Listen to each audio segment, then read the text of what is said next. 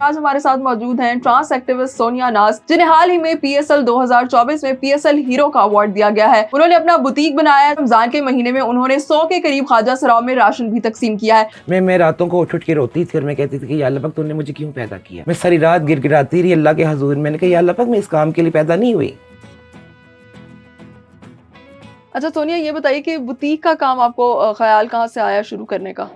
Basically fashion designing जो है ये मेरी हॉबी थी और बचपन से ही मुझे शौक़ था खुद से अपने ड्रेस डिज़ाइन करने का, लाइक होममेड। कि ख्वाजा सराओं की अगर हम बात करें तो वो अक्सर हमें सिर्फ नाचते गाते नजर आते हैं या सड़कों पर भीख मांगते नजर आते हैं, लेकिन ऐसा बहुत कम देखने में आया है कि वो इस तरह से आगे बढ़ के अपना कोई काम करें, या क्योंकि उनके लिए उस कम्युनिटी से निकलना मुश्किल हो जाता है। अपना एक नया काम करना, एक सर्कल से निकलना उनके लिए बड़ा मुश्किल होता है। तो आपने कैसे ये रिवायत से हट के इस काम को शुरू किया? आपको कोई मुश्किल नहीं हुई? मैं समझती हूँ उनके लिए निकलना नहीं मुश्किल हो जाता, हमारे माशरे ने ना एक स्टैंप लगा दी है कि ख्वाजा सरा सिर्फ शायद नाच गाने के लिए ही पैदा हुए हैं या ये बैगिंग ही कर सकते हैं या अदर एक्टिविटीज़ में ही इन्वॉल्व हो सकते हैं।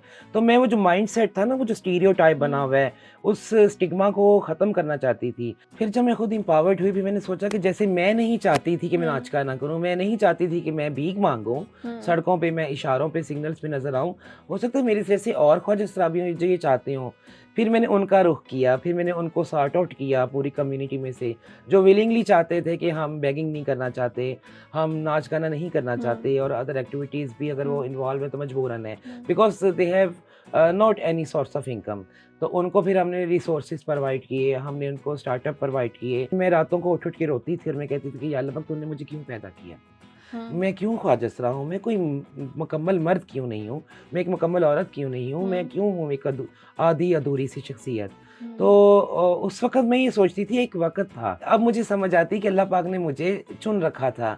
अल्लाह पाक ने तो बहुत सारी नोबल कॉजेज़ मुझसे लेनी थी और मैंने भी बहुत सारी सोशल वेलफेयर एक्टिविटीज़ करनी थी अपनी कम्युनिटी के लिए।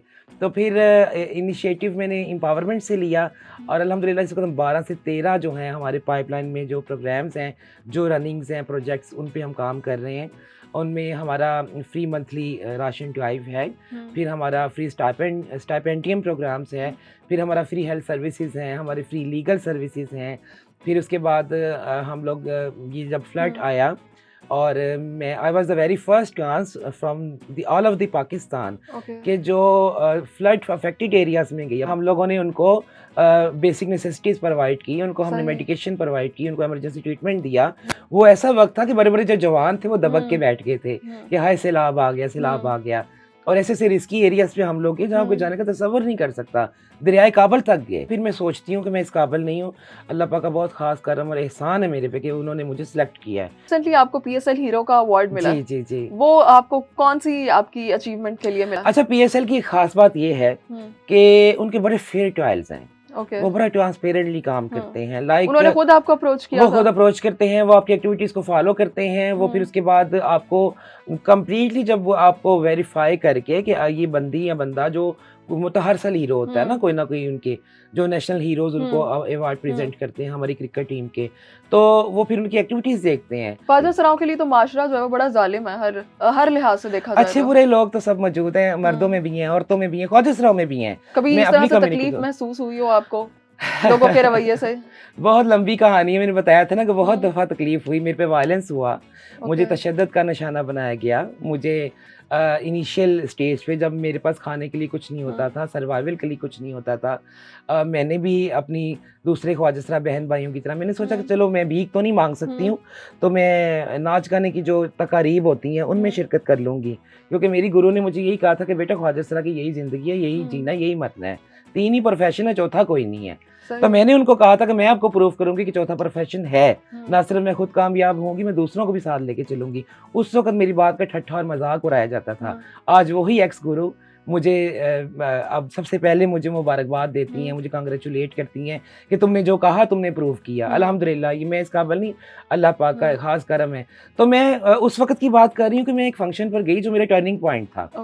कि आपने पूछा ना कि नाज़बती क्यों बनाया, क्या किया, कैसे किया, तो वो date was my turning point. मैं एक फंक्शन पे गई तो कोई इधर से खींच रहा है, कोई इधर से खींच रहा है, मतलब ऐसे जैसे कोई हम किसी के बाप की जागीर हैं, हम कोई ज़र खरीद गुलाम हैं, हम कोई टॉय हैं जिसको प्ले करना आपके ऊपर फ़र्ज़ हो चुका चुका है कि इनको प्ले करना ही करना है। हम्म, भाई आप लोगों की खुशियों में अगर हम शरीक होने के लिए मैं या मेरे बहन भाई जो ख्वाजा सरा बहन भाई आ जाते हैं, आप उनको इज्जत से रुखसत करें।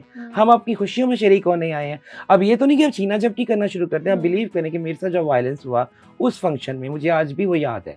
मैं उसके बाद मैं सारी रात नहीं सोई, मैं सारी रात गिड़गिड़ाती रही अल्लाह के हजूर। मैंने कहा या अल्लाह पाक मैं इस काम के लिए पैदा नहीं हुई, मुझसे अगर काम लेना है तो कोई अच्छा काम ले लो, वरना मेरी ज़िंदगी यहीं ख़त्म कर। और मैंने उस दिन सुसाइड करने की भी कोशिश की, लेकिन मुझसे अल्लाह ने जो कि काम लेना था, तो मैं आज भी आपके सामने हयात हूँ अल्हम्दुलिल्लाह। अपना बुटीक बना के आप ना सिर्फ अपना, मेरे हमारे इस वक्त माशाल्लाह 150 ट्रांसजेंडर कम्युनिटी के मेंबर्स को मैं एम्पावर्ड कर चुकी हूँ।